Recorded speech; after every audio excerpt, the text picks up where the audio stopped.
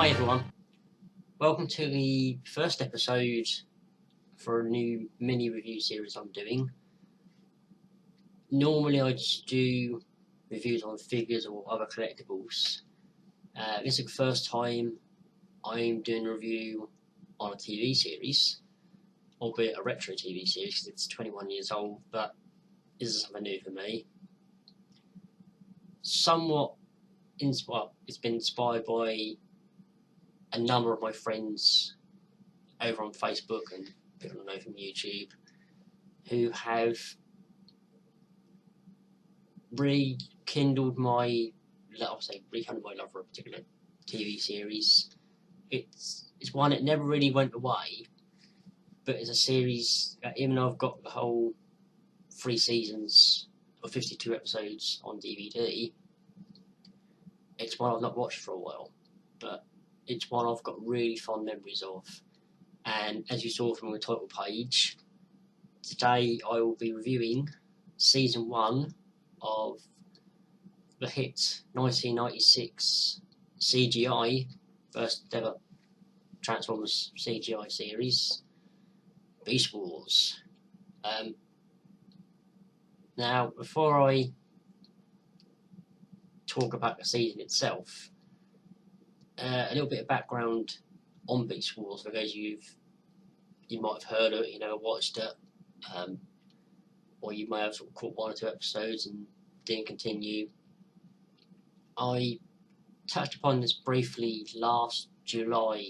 I did what was and may still be another series of videos I plan on doing, Airlift82's Transformer Files. Now, the reason I did that last year, I think the first episode was about the character Rhinox, was because 2 or 3 weeks later I was at TF Nation and I met Richard Newman, who did the voice of Rhinox. Now, another reason I'm doing this series, or 3 episodes at least, is because this year's TF Nation, we're having another Beast Wars voice actor make an appearance. It's Venus Terzo, aka Black Arachnia, which I'm really excited about because apart from the fact it's nice to meet someone who's done a character in a series I love so much, I'd imagine she's going to be like previous guests we've had at sort of other Transformers conventions here in the UK, and for those of you who've attended them sort of in Canada and America and other parts of the world.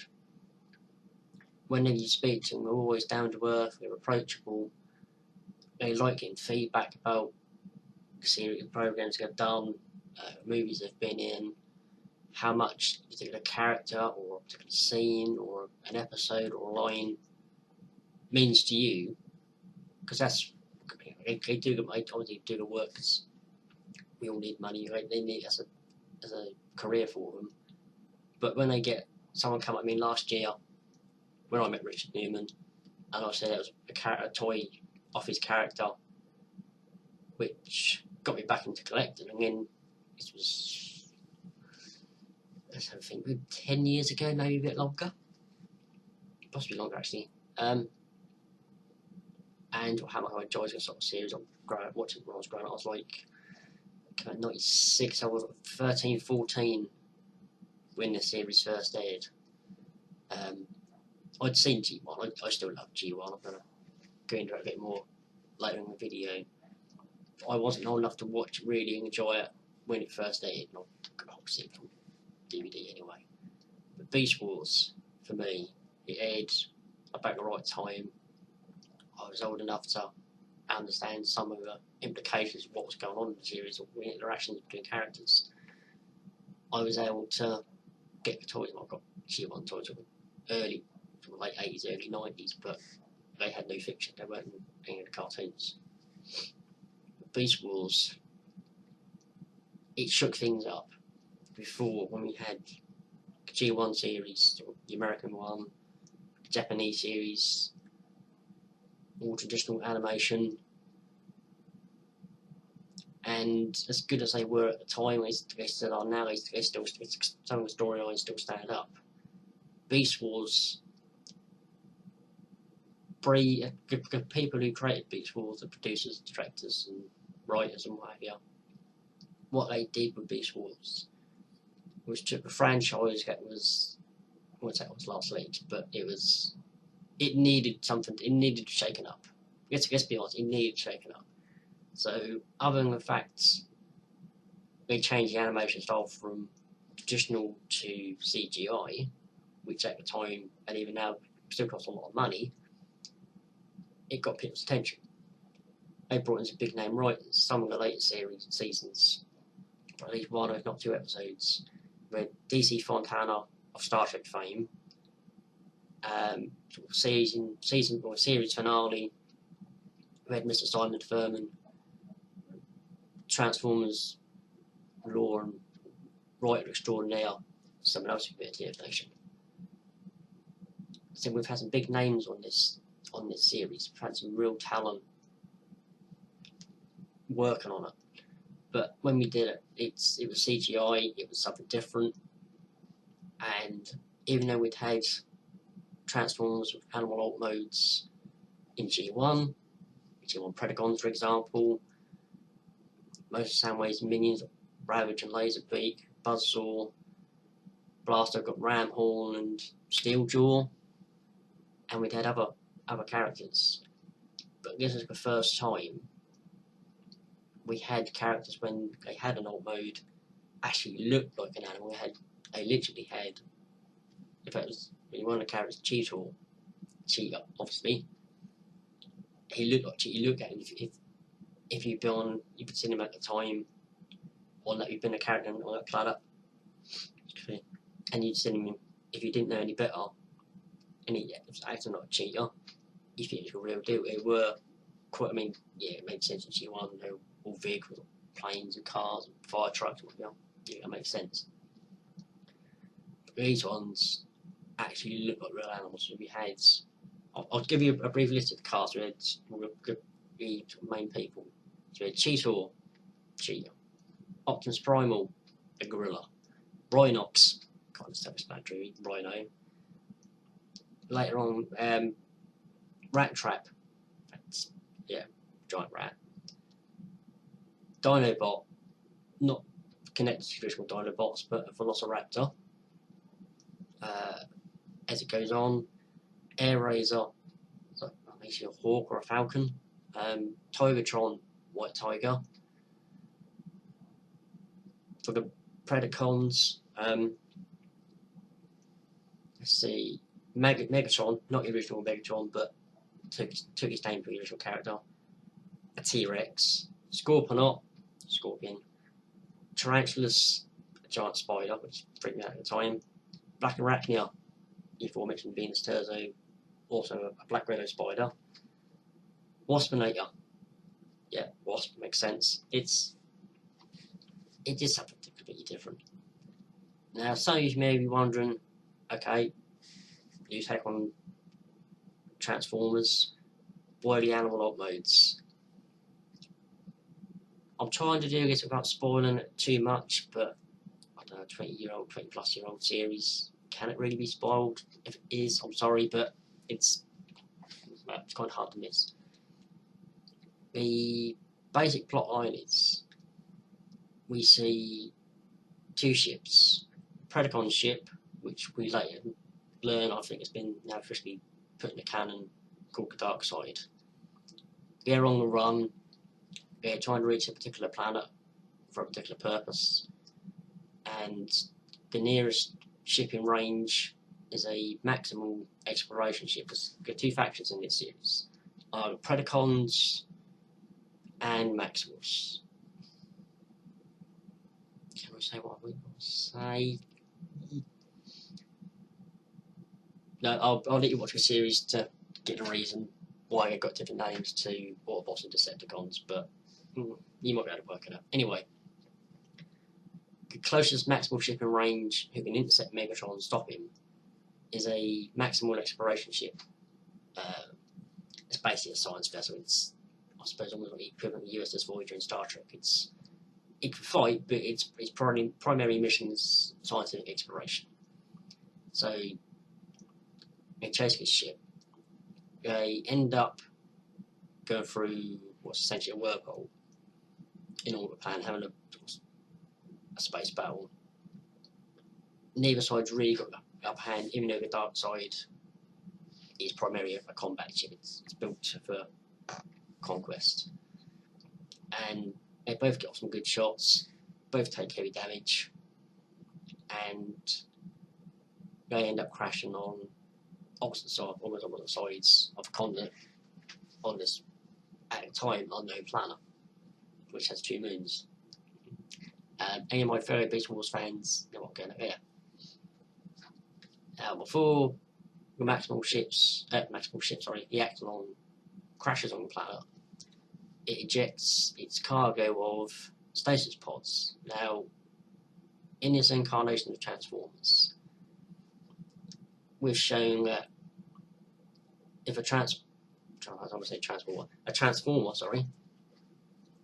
is gone on a long voyage and it's not needed for any task on the ship, they're put into stasis. And when you see a stasis pod, the transformer inside, I suppose the best way we can describe it, looks a little bit like the advanced Terminator in Terminator 2's liquid metal. And at the centre of this transformer is a pulsating orb of pure energy called a spark. And we will later learn in the first season that the spark itself, from how I've understood it anyway, is actually the Transformers, the equivalent of their soul or spirit. So, as we've learned in this season and in later seasons, if a Transformer's body's damaged beyond repair and it's going to die, a spark can take up residence in a new body, be reformatted. So, unless the spark is destroyed, I suppose really Transformers, or Cybertronians, are immortal for all intents and purposes. So, anyway, stasis pods are up in orbit. Both crews land on this planet. They both start investigating to find out where they are. They don't recognise the local surroundings, their place in the universe. They have no idea where they are. But they do find, apart from the fact it's 2 moons in orbit for this planet, is that the ground basically on the entire planet is full of energon. And you may think, yeah, no problem, Transformers use energon as fuel. This is true. This energon, however, is unrefined and unstable. And if a transformer is outside for I think it's an hour, maybe 2 hours or longer, their systems can't take the train. They literally will just overload their bodies and they'll go into stasis lock. They just shut down. They have to get dragged back to base to recover. So both crews consult with the computers, the AI of these ships, for countermeasures or for a way to protect themselves, and they suggest they scan the local life forms to protect themselves, as they do. So Maximals all take on different alt modes, so Cheetor, Cheetah, Rhinox, Rhino, etc. And they find ones that will fit their sort of size and body type, and they take on these animal-like modes. Once they're in beast mode, they can be outside as long as they like. They're a bit restricted, they can't do so much apart from Optimus Primal, because they've been a gorilla. His paws are basically human hands, and he's not so bad. So is Rat Tracks, he uses fingers in his toes and his claws.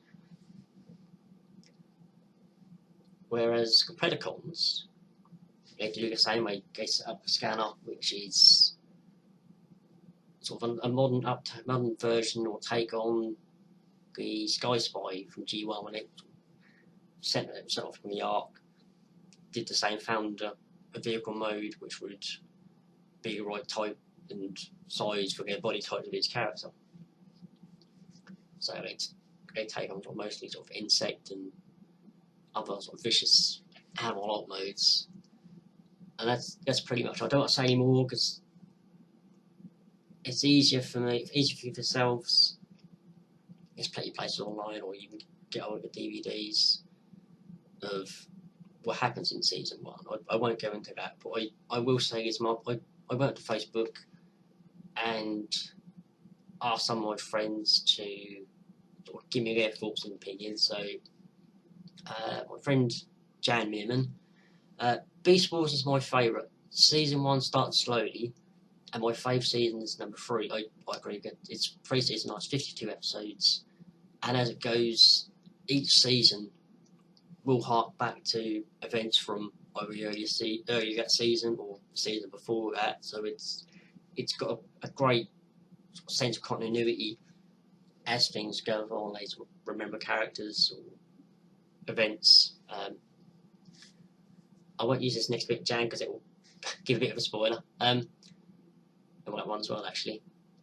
But I love the character development in the show, interesting storyline that kept me invested. Yeah, because, like I said, there's some high caliber writers and people working on the show. And I think for the first time, this series was quite grown up. It's still aimed at kids, but it's also aimed at teenagers and young adults who'd have been sort of 5, 10, 15 years old, say, when G1 came out. And they've wanted to make sure they weren't forgotten, they was invested. And yeah, they really sort of, you look at it and think, oh, that's quite dark, that's quite funny. Some of the humour's a bit kiddified at the time, but every series has weird episodes. What else? Awesome voice acting. Let's see.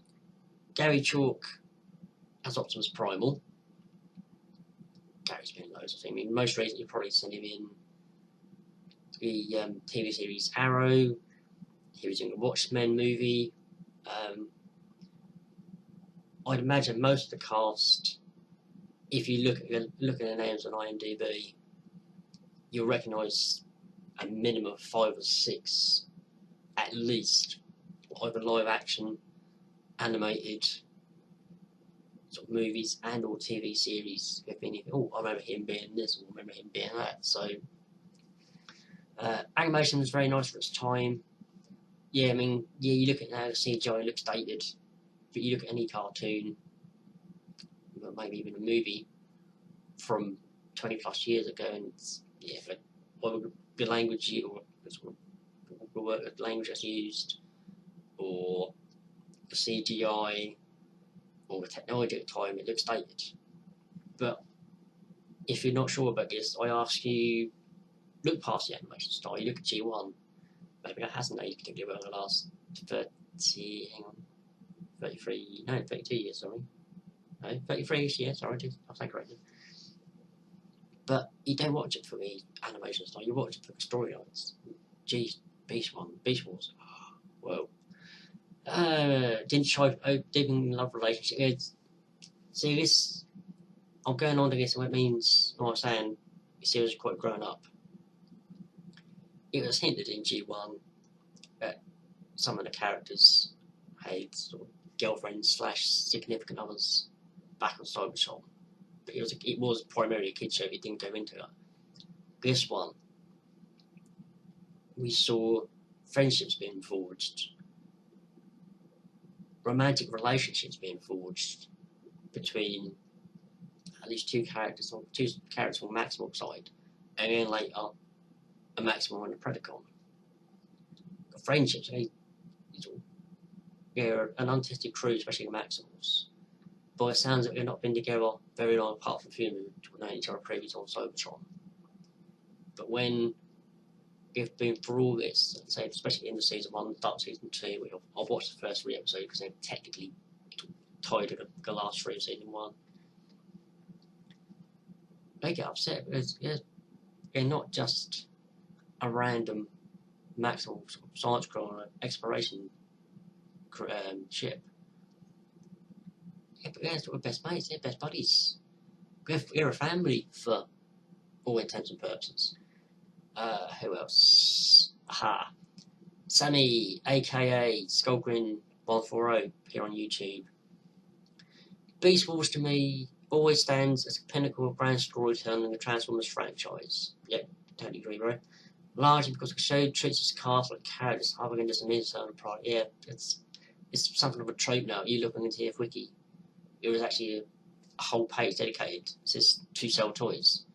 Yeah, that's primarily the whole point of any TV series or a movie franchise, is to make money from all the stuff you can buy, the action figures, other collectibles, the posters, the books, the soundtrack, and yeah, G1 done that by retooling and repainting, and subsequent series and toy lines have done the same. But Beast Wars, yeah, they got retooled, I mean, got repainted and retooled. Oh man. But something that was done after the series had finished, or as it's nearly finished, or when other companies picked up sort of storylines with the comics or things like that. Yeah, they sold toys. They were cool toys.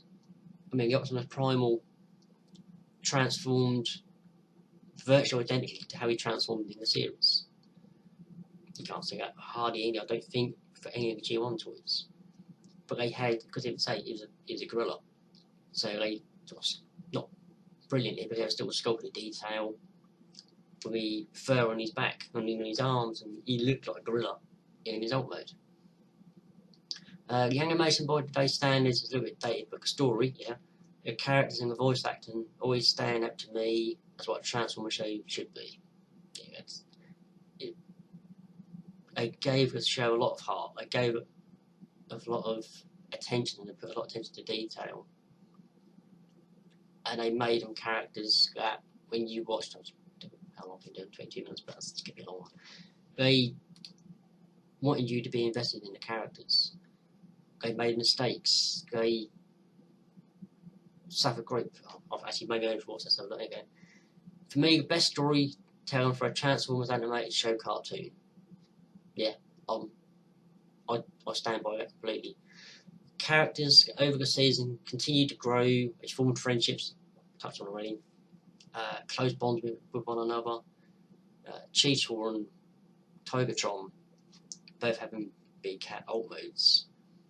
If they were speaking to each other in person or over the comm link, they affectionately referred to each other as Big Cat and Little Cat. So Togatron took on a big brother, sort of surrogate brother, sort of best friend role with Cheetor. Optimus Primal, a bit of unsure of himself at the start. He's a captain of a science vessel. He's not a battle commander. He's not in charge of a battleship or an attack cruiser. He's a science officer. He's an explorer. But as the season went, and he gained more experience, especially combat experience, he grew into a role. When we saw G1, Optimus Prime, he's been in charge of the Autobots for centuries, if not longer. He had all that battle experience, all that combat experience. Primal didn't. And as the following seasons progressed, romantic relationships, yeah, that was a nice touch. I like that. I mean, they suffered personal losses. They won their fair share of battles. Took heavy losses when they didn't. They keep fighting, no matter what. So G1, yeah, I'm always gonna love G1. I love the G1 movie from 1986. I'll gladly say that. That's okay. The cartoon, the comics, toys. Same go for the Transformers animated series. That was something completely different. I think to a degree it took a little bit of inspiration from Beast Wars.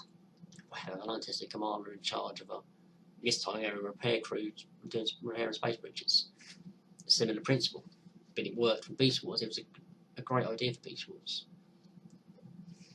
Now let's see who else is games. Now this friend of mine, he's quickly become a dear friend. Candace. She has done a lot of work with and for Gary Chalk. Fairly recently, he was at a little convention in Arkansas on his table, helping him as he sort of sign autographs and what have you. I think it's partly due to her, friend / surrogate brother Sammy, Ed Perry, Jake Broster, Lee Trayer, there's loads of other people I'm trying to forget to mention. Yeah, I've got back into this series. Yeah, some of it, as I said, it's been inspired getting back into it. I'm trying to watch all 3 seasons before August when I get to meet Venus. That's one reason I got back into it. But looking at some of the artwork that Candace has uploaded recently, and I'll put a link to her artwork page on Facebook. She'll have a screenshot from a particular episode or a particular scene of an episode, all done with I think pen or mechanical pencil, and she recreates that scene or that particular character perfectly. She's probably going to blush when she's saying this. I'm sorry, Candace, but that's helped get me back into. I really fell out from this one. I've got the Optimus Primal Masterpiece type stairs, brilliant, and I may or may not have ordered Masterpiece G-Toy. You'll have to find out. But here's Candace's thoughts. I fell in love with Beast Wars for several reasons: the animation, the writing, phenomenal voice acting. Sorry, yeah, as I say. So Gary Chalk, Optimus Primal, David Kay as Megatron, and then later Optimus Prime in animated. Before mentioned Venus Terzo, which I'm really looking forward to meeting. Richard Newman as Rhinox, who I met last year, and he's an absolute gem. He's a lovely guy. I'm so glad the TF Nation crew asked him to come, and they sort of managed to get him over here because he's so lovely. Scott McNeil, he's been at previous conventions here in the UK for Transformers themes conventions. Did the voices for Rat Trap, Dinobot, and another character later on, but Rat Trap he gave, I suppose, a typical New York / Brooklyn accent, which worked really well. I mean, some of the scenes, he was doing like 3 or 4 characters, and he was essentially speaking to himself. But, I haven't met him, but if what I've heard about him, he's an absolute legend. He's so funny. Yeah, good. I'll put a link to the TF Wiki page about Beast Wars. We'll have a list of all the episodes, all seasons. You read about it, you're not worried about too much about spoilers. Read the episodes. If it sounds interesting, you've got the screenshots. Try and find online. And they use animals, insects, arachnids, and dinosaurs as alternate modes. I love that. We know we love animals. Okay, we're so glad you love animals. But and I don't know how much research about a specific species actually went into each character's beast mode choices, but they all fit perfectly to their personalities and all job descriptions. I think the first season is terrific because it spends a lot of time developing each character. Yeah, absolutely. Now we don't get to. There we go. And Light had a small cast. Yeah, a lot of people have said since watching something like G1, the primary cast, I think, especially say Autobots and the Decepticons, was 15, 20, and as it went on, it grew and grew and grew, and you can't. Sometimes it can work. You get a comic and the right writer. You have a large cast of say 15, 20. And you can all give them character development. It sucked a bit in G1, but I don't think they will worry too much of doing that because it's probably a kids show. Beast Wars, a bit more grown up, smaller cast. You can give it a character a bit of focus, give them a chance to shine, and let the characters develop. Yeah, there's a lot of comic relief and it's playful. Yeah, some of the scenes they're very AR cartoony, as in sort of Tex Avery, sort of Roadrunner type sort of comedy, but it was done on purpose. But I didn't mind it. It works forget episode it sort of features in. The show felt really unique to me as opposed to other Transformers series. I hardly remembered much from G1 because I was so young when it had aired. Yeah, same as I was born in October 1982, and it aired early mid '84. So it wasn't until sort of repeats and then some of the sort of post movie episodes I saw, and say since getting the whole American series on G1 on DVD. But I really enjoyed how in this new series, these Maximum explorers and scientists got caught up in a war for survival and eventually a future. Yeah, I'm not going to say any more after that. With one of the most power-hungry and brilliant Predacons, Megatron, my all-time favourite villain. Yeah, what David Kaye did for Megatron gave him an almost sort of highly educated, not an English accent, but almost an English accent. But he was intelligent, he was a scientist, and sort of he knew what he was doing. It was an unusual take on a villain, but it worked for him. The odds were against the Maximal crew, a very inexperienced captain here, and so the storytelling really piqued my interest. Bit of a spoiler, but I'll warn you now. And then there was some mysterious and powerful aliens. I won't name them.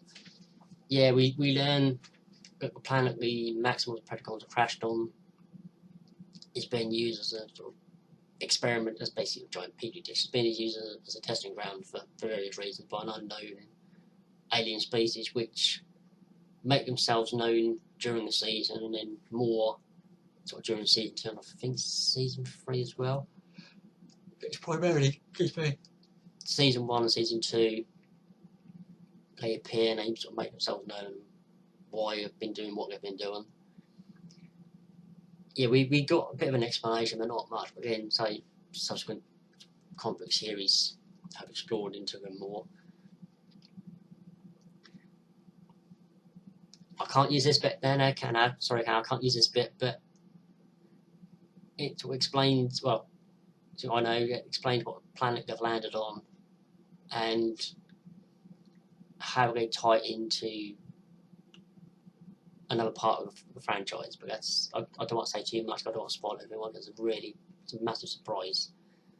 Really caught me off guard, I think. It's cool, so cool. I loved how human, compassionate and merciful Optimus was. I feel like he doesn't get nearly as much recognition as he should in the TOS community. Yes, as I've noticed this himself, different groups I'm in, sort of Facebook groups and other places I sort of visit. But that happens for any fandom. If a new TV show, cartoon, live action, what have you, comes out set in the same universe as another series, say, I'll give you an example. Star Trek: The Next Generation, set in the same universe as the original series. Original series fans, some didn't mind, some watch it quite happily, and some you got the initial reaction of, oh, this is rubbish, I'm not going to watch it, it's not as good as the original serial, Picard's not as good as Kirk, and all the usual. Oh, it drives me insane. And then when DS9 came out, the TNG fans started to do what the original series fans did, and so on and so on. Now this happened all the time in Transformers. People don't like the live action movies. They don't like their Transformers having organic or techno-organic alt modes. They don't like the animation style in animated. Yeah, it's going to happen, but I'll give you this. I don't know if it's still getting done, but the Transformers Hall of Fame asks fans to nominate somebody anywhere in the Transformers fandom, be it a G1 character, Beast Wars, animated, Unicorn Trilogy, Transformers Prime, the movie, etc., etc. And it's narrowed down, and one is entered each year. And I think 5-6 years ago, maybe a bit longer, it was really popularly named in this list. There was G1 Perceptor, there was another one, there's more of a fandom. And was it Dinobot? I'm going to have a look. It's like Dinobot or Waspinator. Let's have a look on it. Oh, stop looking up, come on. scrap. Right, anyway. But it was either Bossman or Dinobot from Beast Wars was entered in the Hall of Fame in that particular year. And considering it's not long after the series, I don't think it ended in sort of 98-ish, give or take, I'd take it as a massive compliment that a Beast Wars character. There was hundreds and hundreds of other characters that could have been picked from sort of G1 and animated and what have you. And it was something Beast Wars. And I think the next year or year after, it was in the other character, Wasp there, wherever. So yeah, they need more recognition. They're great characters. Don't just miss them purely on the fact how they've been animated or who's done the voice for them or what their alt mode is. Now, but there was also a darker past to him that I would have liked to have seen more of. He obviously wasn't a perfect leader and had much to learn. Yeah, cover that. It was sort of like watching how a Prime ascends to a Prime. It's true. No, I'll leave that bit. Here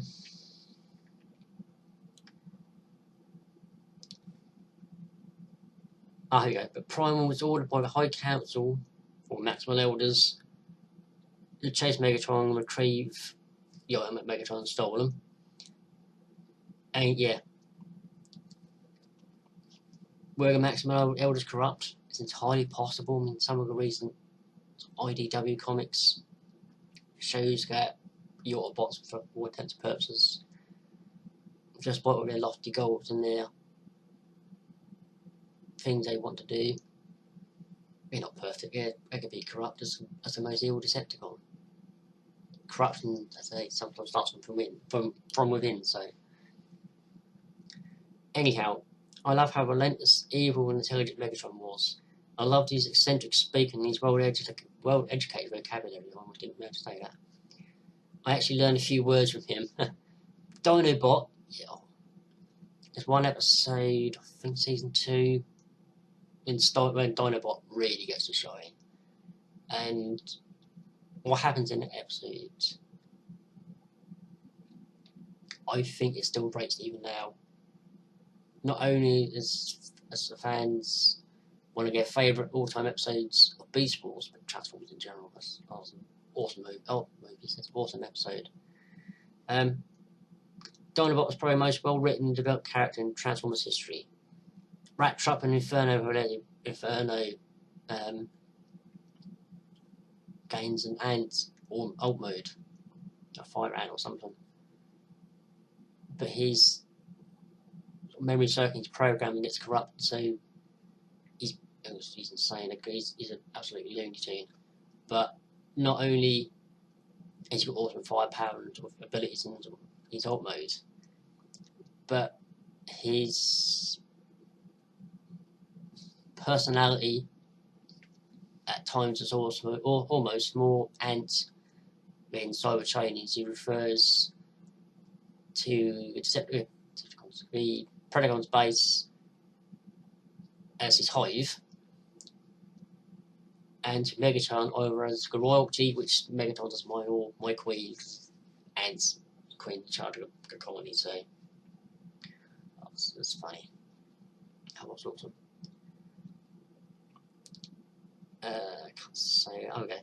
The Predacons were quite a goofy bunch in that pretty much no one liked anyone else except for the two suck-ups, Scorponok and Inferno, who loved Megatron. Yeah, Scorponok, how his loyalty was presented in the show to Megatron is very similar to in the cartoon for Soundwave, the G1 Megatron.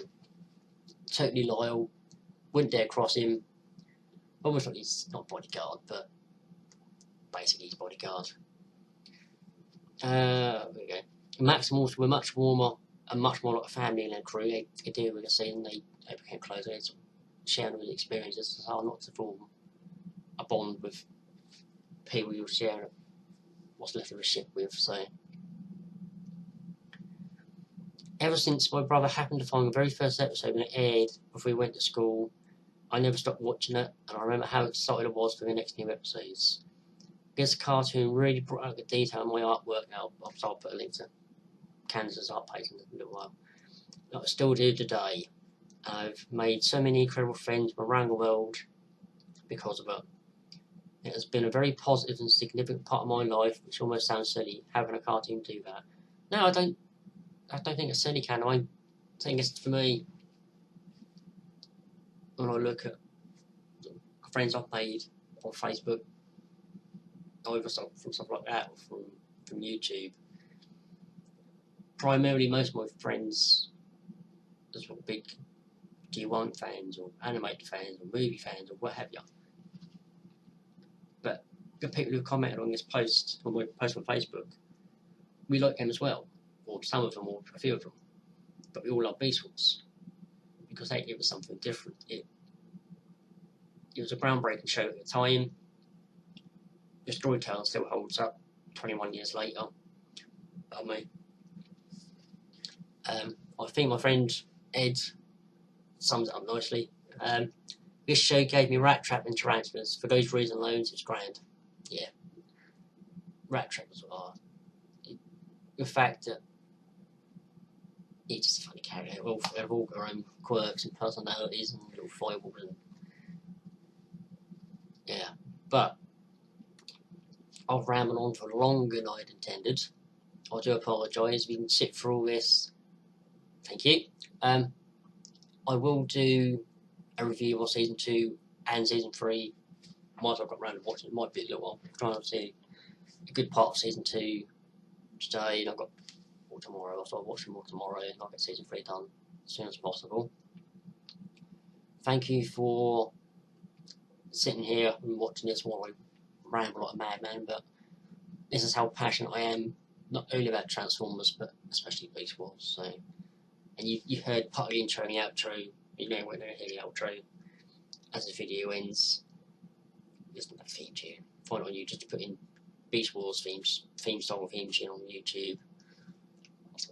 So, thank you very much for watching, guys, and I'll see you.